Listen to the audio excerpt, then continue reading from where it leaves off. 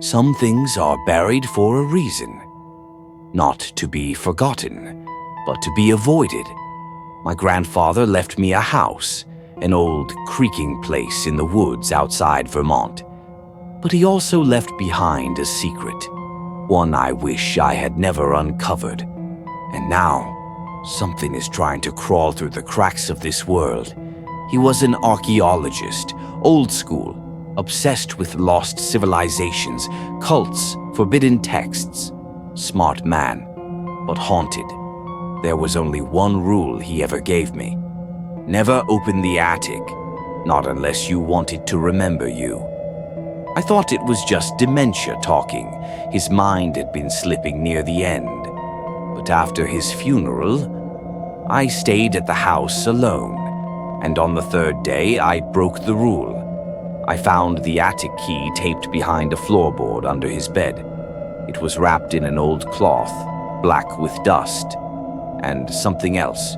When I touched it, I felt a jolt, like static, but it wasn't pain.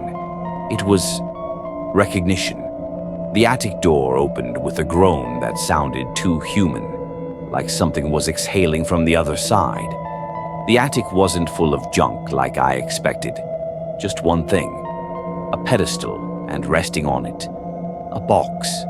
It looked ancient, black, slightly wet to the touch, covered in carvings that seemed to shift when I looked too long. The lid had no hinges, just a seam, tightly sealed except for a paper-thin crack across the top. And at the center, a single symbol burned into the surface, an eye, but instead of a pupil, it had teeth. I took it downstairs. That was my first mistake. That night, I woke up to the box sitting on my chest. I hadn't brought it to bed. It was open, just a slit, and inside I saw something moving, breathing, something wet and pink twitched inside, then vanished into the dark. I screamed.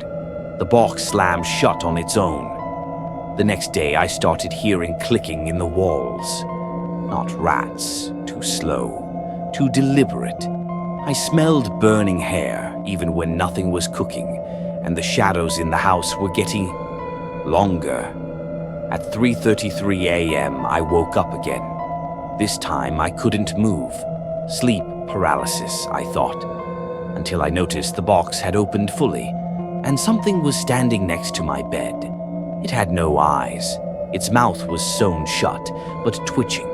It bent down slowly, inches from my face. Then, it smiled, and in my grandfather's voice it whispered, "You opened the gate. You are the vessel now."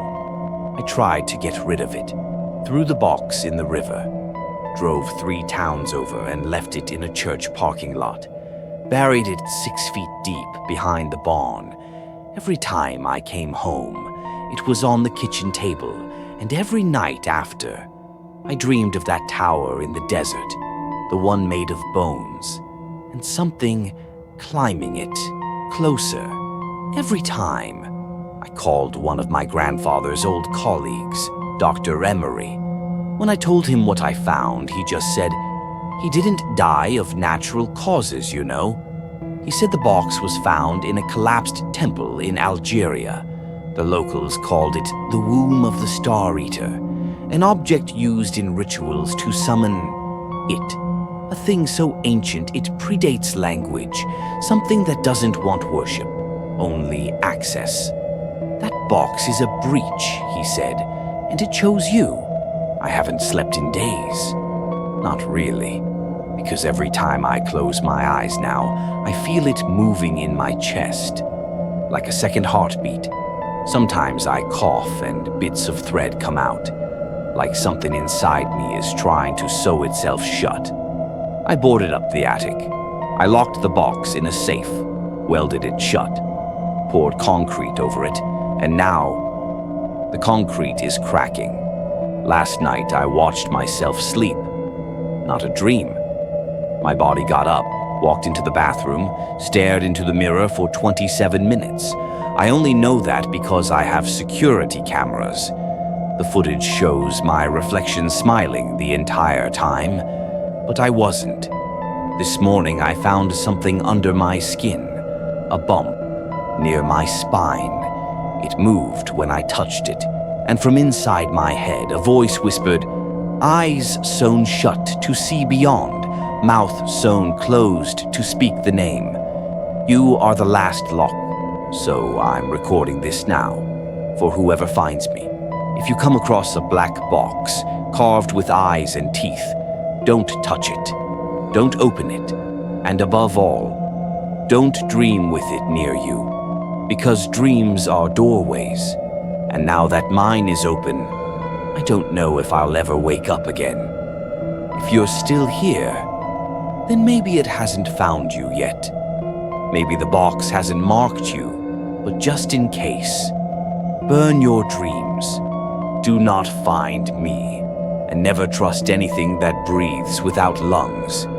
If you want to hear more stories like this, more warnings disguised as whispers, like the video, subscribe and leave a comment before it finds you too.